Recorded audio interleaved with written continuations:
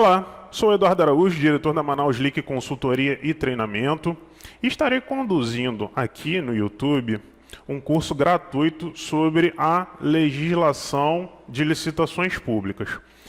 Eu vou conduzir esse curso comentando artigo por artigo a legislação de licitação com base na opinião da maior parte da doutrina e na jurisprudência recente do Tribunal de Contas da União. Então, qual é a ideia? A ideia não é ficar polemizando, não. A ideia é fazer um trabalho direto, de tal forma que você consiga efetivar perfeitamente, concretizar as suas vendas para a administração pública. É claro que saber da opinião de todos é muito importante, porque pode ser que em algum momento a opinião de um doutrinador específico dê amparo a um pleito seu perante a administração pública.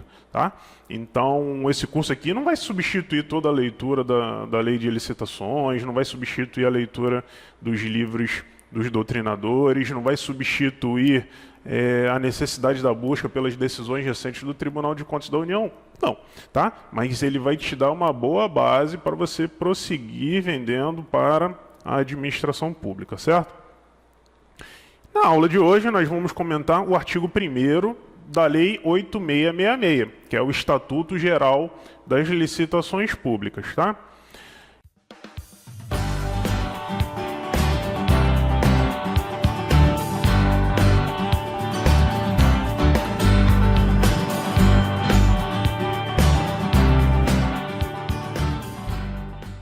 Então, Eduardo, pergunta recorrente aqui no curso, né? Toda a primeira aula do curso, Eduardo, mas está escrito isso, está escrito aquilo, por que a administração pública não cumpre o que está escrito? Não, peraí, companheiro, não é bem assim, não é que não se cumpra o que está estabelecido na lei.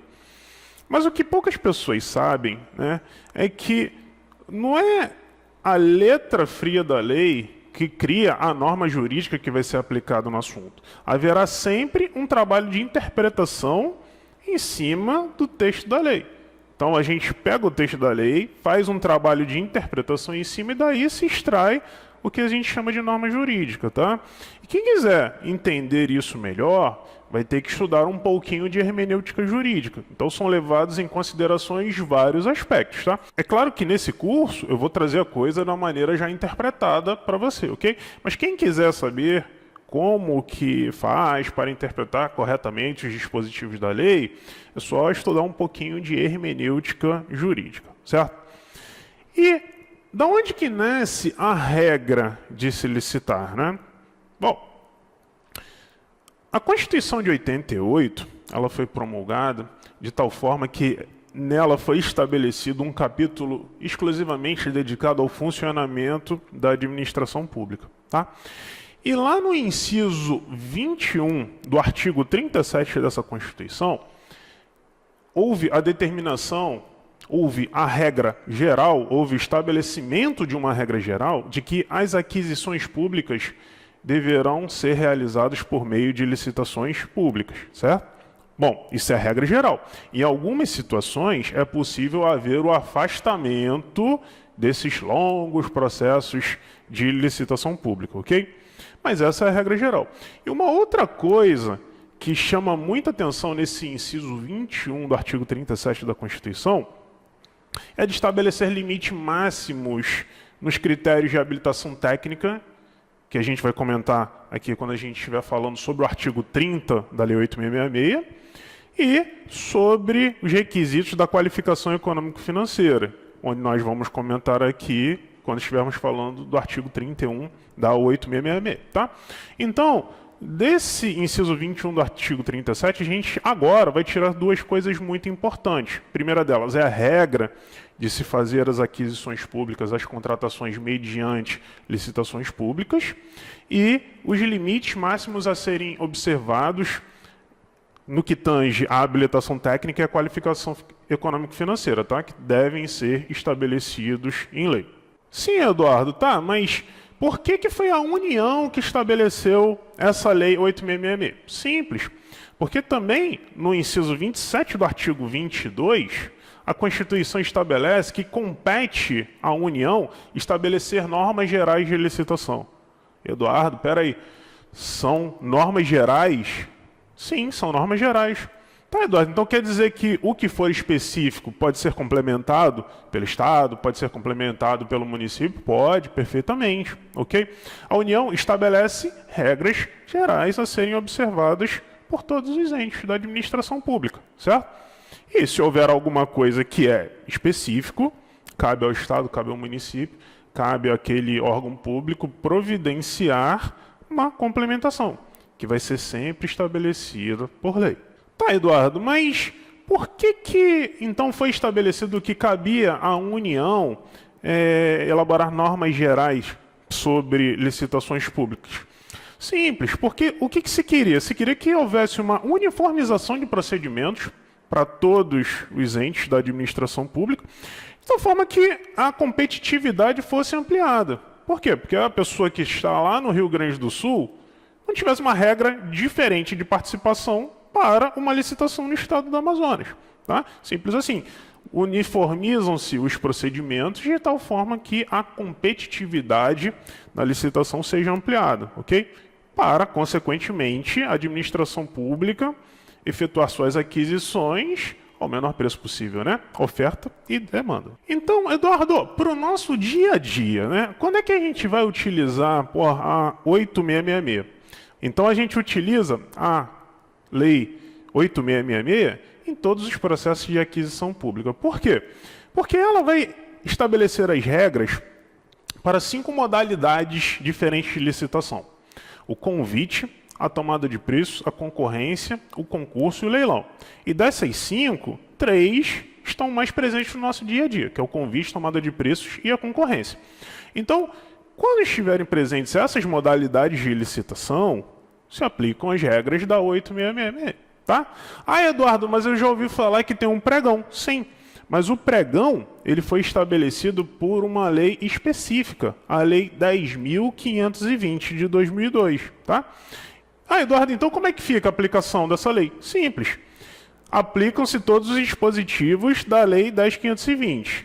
E quando não houver escrito na 10.520 alguma coisa de licitação, a gente aplica subsidiariamente a Lei 8.666. Tá? Ah, Eduardo, então quer dizer que no pregão eu vou aplicar a 10.520 e vou aplicar a 8.666? Sim, perfeitamente. Eduardo, então dá um exemplo disso. Perfeitamente. Se você quiser saber de habilitação em licitações públicas, você vai ler a Lei 8666 a partir do artigo 27. Então lá no 28 vai estar a habilitação jurídica, no 29 vai estar a habilitação fiscal e trabalhista, no 30 vai estar a habilitação técnica, no 31 vai estar a qualificação econômico-financeira. E esses dispositivos, eles valem para todas as modalidades de licitação. Então, no pregão, a gente vai ter uma aplicação subsidiária da Lei 8666, tá? Eduardo, o que você quer dizer com isso? Algumas coisas. Por exemplo, a 8666, ela não esgota o tema de licitações. Pode surgir uma lei nova complementando os termos da 8666, tá? Ah, Eduardo, então quer dizer que não precisa existir uma lei só para estabelecer as regras das aquisições públicas? Não, negativo. O direito é uno, tá? O ordenamento jurídico, ele é uno. Ele vai ser utilizado na sua integralidade. Ocorre que existem leis específicas que são direcionadas para esse tema, tá? E a gente aqui já fez a citação de 2 leis, a da 8666 e a da Lei 10.520, tá?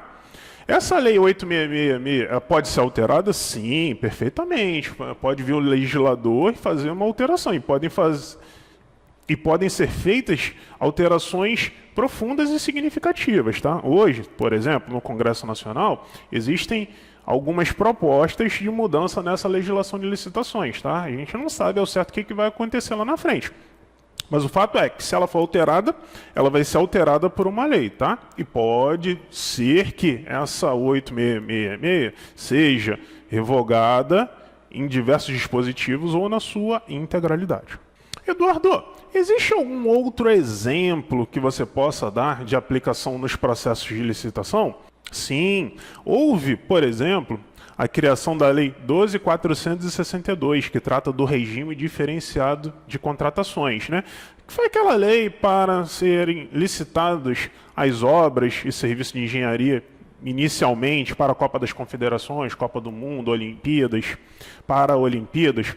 Então, foi estabelecida essa lei para essas contratações, foi uma lei específica para essas contratações, tá? Mas que já está sendo utilizada em outros setores. Então, por exemplo, está sendo utilizada na educação, está sendo utilizada na saúde, está sendo utilizada no sistema prisional. Enfim, já estão dando várias outras aplicações para essa lei, a 12.462, tá? Ah, Eduardo, mas você está falando de leis específicas. Existem leis que não tratem diretamente do tema de licitações que podem ser aplicadas a elas? Sim. Então, por exemplo, a Lei do Processo Administrativo Federal, a Lei 9784, né? Que ela é aplicada para o processo administrativo na órbita federal. Eduardo, então quer dizer que se a Marinha do Brasil estiver fazendo uma licitação e houver algum ponto que não seja especificado na lei de licitações, ela pode buscar socorro na lei do processo administrativo federal? Sim, pode. O Estado, ele pode buscar amparo na sua lei de processo administrativo? Pode, ok? Desde que haja uma lacuna na lei, tá? Se for verificada a lacuna, será providenciado o que a gente chama de integração com a lei do processo administrativo daquela entidade federativa, tá? E dessa forma a gente explica que algumas outras leis podem ser levadas em consideração no que tange ao processo licitatório, tá? Elas não se esgotam nas leis especificamente firmadas para a aquisição pública. Eduardo, e qual é o alcance dessas leis, tá? Bom, simples. União, estados, municípios e Distrito Federal, para as suas administrações direta e indireta, tá? Aí, Eduardo, quem é que está na administração direta? As unidades administrativas, as unidades que estão tratando das aquisições públicas, dentro do Executivo, do Legislativo e do Judiciário, tá? Aí, Eduardo, e quem está na administração indireta? Sociedades de economia mista, empresas públicas, fundações públicas de direito público, autarquias especiais, associações públicas, consórcios públicos, enfim, todas essas unidades, elas devem seguir os ritos da 8666, tá? Algumas delas poderão ter estatutos, leis próprias para as suas aquisições, ok? Então, você há de convir o seguinte, que um Banco do Brasil, uma Petrobras, precisa de uma legislação de aquisições que seja voltada para o seu mercado, né? Que a coloque em condições de igualdade com as outras empresas que operam nesse mercado privado, tá ok? Então, quando houver essa legislação, eles fazem a aplicação dessa lei, certo? Sim, Eduardo, e quando não houver essa lei? Simples, vai seguir a 8666, vai seguir a 10.520, vai seguir a 12.462. Eduardo, e existe polêmica nisso? Pode crer que existe muita polêmica em cima disso que a gente acabou de falar, tá? Mas qual é a regra geral, né? Se existe alguma entidade que utilize recursos públicos, ela deve providenciar suas aquisições com os mandamentos que são estabelecidos nos regulamentos de licitação. Eles não vão poder se afastar dessas linhas gerais. Eles vão poder estabelecer estatutos próprios? Sim. Então, um grande exemplo disso é o Sistema S, Sebrae, SESC, Senat, Senac, Senai, enfim. Eles estabeleceram regulamentos próprios, tá? Mas são regulamentos que não vão poder se afastar das linhas gerais da 8666, tá? Não vão poder restringir direitos. Então, existe o direito ao recurso. Então, um regulamento desse estabelecido não pode restringir o direito ao recurso que a empresa tem, que o licitante tem, para participar de licitações.